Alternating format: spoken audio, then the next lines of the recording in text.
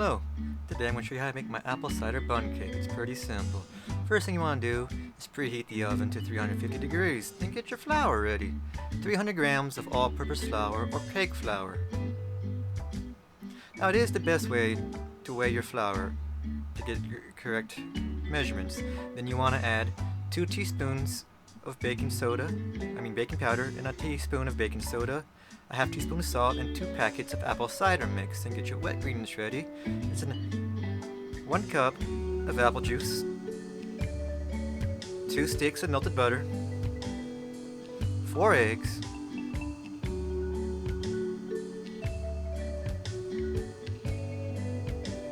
and 300 grams of brown sugar. You can be light or dark, it's up to you.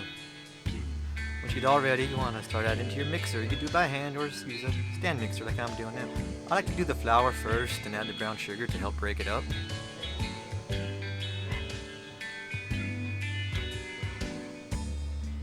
You want to add the apple juice and melted butter, and break in the 4 eggs. You could also add in some vanilla extract if you want.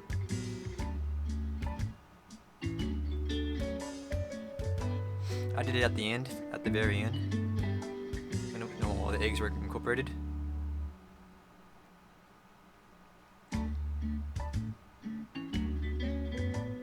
I just poured in about a teaspoon of vanilla extract.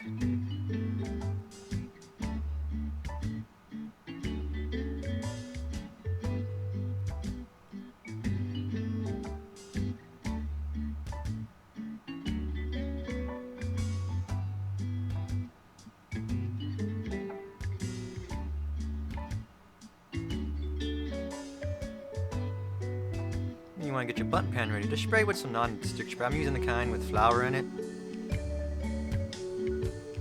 Pour in your batter. It should even itself out since it's mostly liquid right now.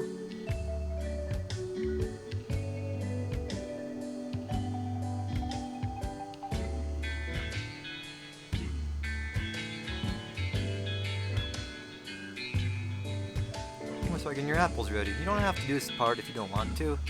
I just added it in because I felt like something different. It's pretty easy to cut apples. You want to cut them somewhat, then you want them to leave them too thick so they cook better while they're in the cake.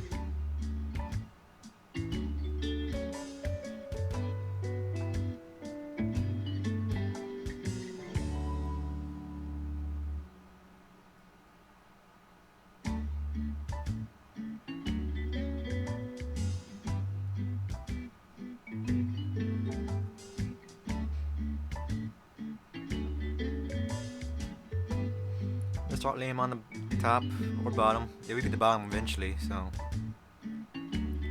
as evenly as possible. You know, fit in all the sides. I'm just moving around to get as many in there I can.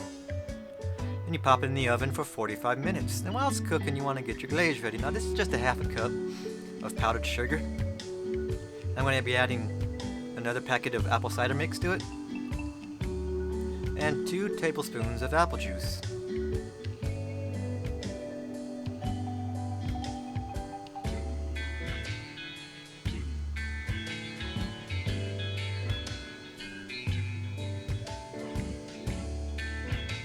And just keep mixing it till it gets fully incorporated. And you want to add another about a 1/3 cup of powdered sugar till it gets the thickness you want.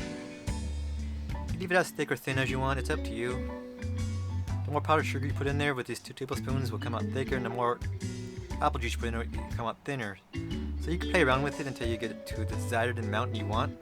This is a really easy glaze to make.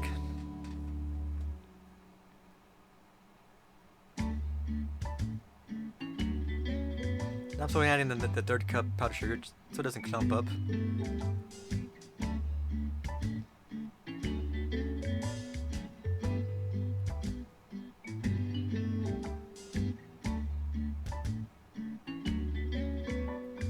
I'm just mixing it by hand this time because the little mixture wasn't working because it wasn't reaching the bottom.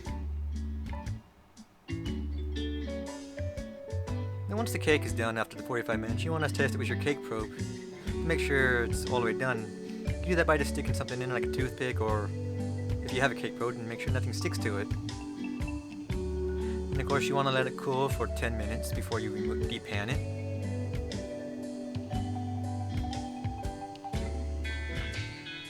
course, at 10 minutes you get the pan in and it comes out. See how lovely it looks?